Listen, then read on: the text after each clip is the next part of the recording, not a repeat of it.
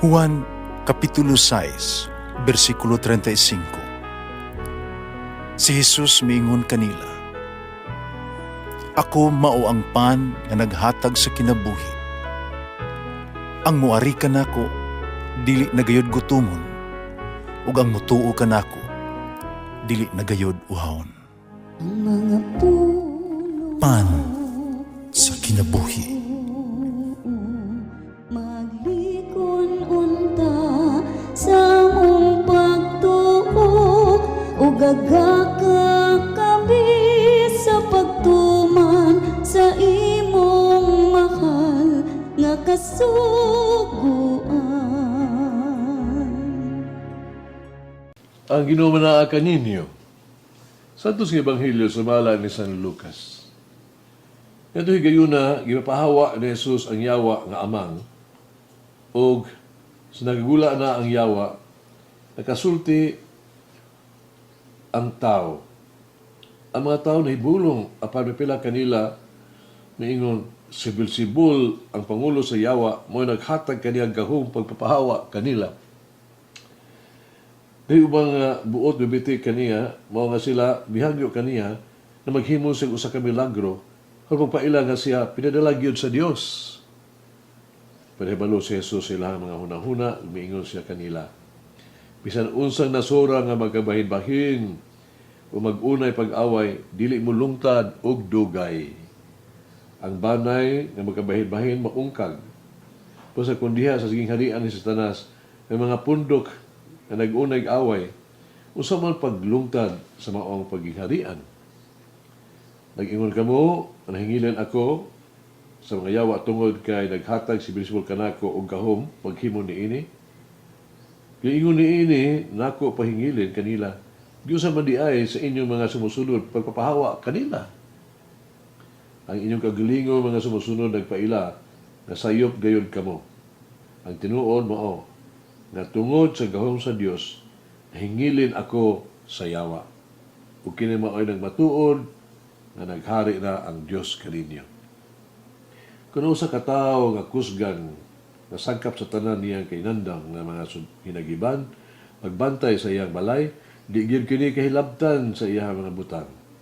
Pagkon ang labi pang mas kusgan na mosulong umubuntog kaniya, mas labing kusgan musakmit sa tanang mga hinagiban ug nga iyang gisaligan sa tag-iya ug bahin-bahinon ang iyang tinulis.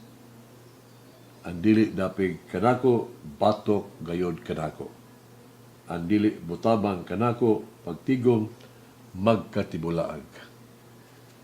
Ang Ebanghelyo sa Ginoo. Pasalamati ang Ginoo kay siya maayo, ang iyang gugma mulungtad hangtod sa kahangturan. Pasalamati ang Diyos sa tanang mga Diyos, ang iyang gugma malungtaron. Pasalamati ang Ginoo sa mga Ginoo, ang iyang gugma balungtaron.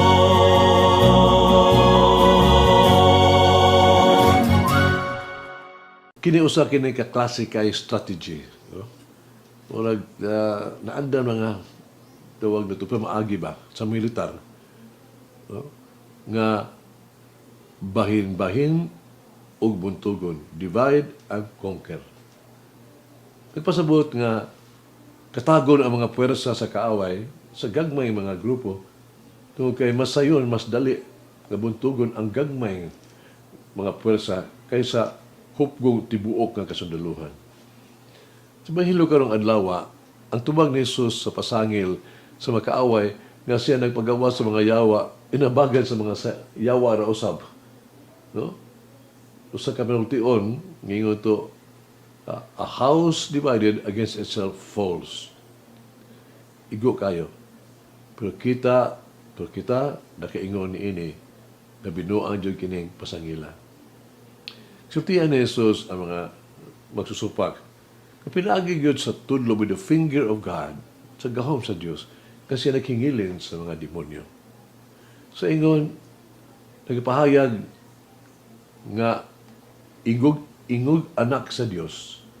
Ingon og sinaad is the promised Messiah. Siya adunay gahom paghingilin sa mga yawa, demonyo, sa mga demonyo pinaagi sa iyahang kaugalingong otoridad, gahom. Pinaagi sa mga buhat di padayag ni Jesus ang pag-abot sa gingharian taliwala sa mga tao.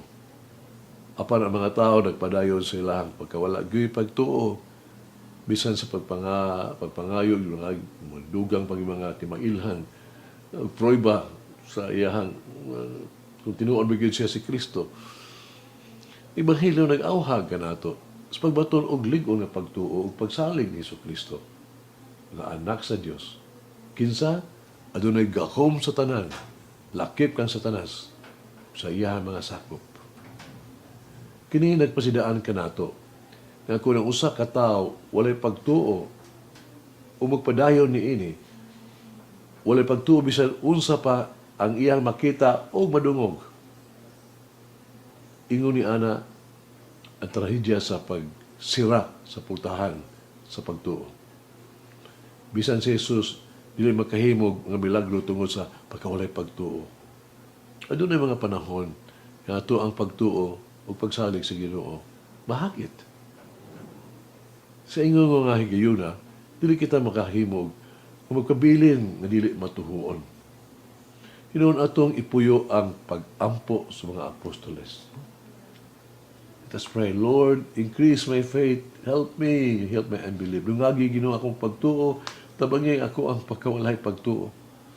May paghiha makasiguro kita nga magkabilin kita uban sa Ginoo ug alang kaniya kanunay. Pag-ampo kita, minahal nga Diyos sa panahon sa Kwaresma, tabangi kami nga ipunting ang mga mata kang Jesus, tabangi kami sa pagkahin ug dugang mga oras pagigsulti o pagpaminaw kaniya. Tabangi kami kay paambit kung unsa ang anaa sa uban, kung magbasol sa mga higayon nga kami nakasala. Amen. Mama Mary, help me always, Lord, to return to the Lord, to deliver me from all evil. Bilangin ang Diyos magagawa sa tanan, Ama, Anak, Espiritu Santo. Amen. May the Lord of the divine mercy bless us all, heal us from all diseases and suffering. Ayun unta niya kita, tanang mga sakit na sa lawas o sa kalag, body and soul. In the name of the Father, the Son, and of the Holy Spirit.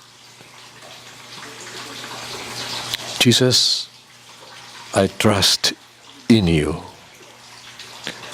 Amen. Whoever eats the bread of life will never hunger, says the Lord.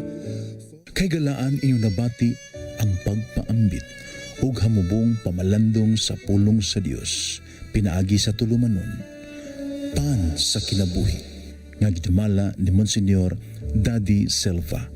Hangtod na usab sa sunod higayon, daghang salamat. The bread of life.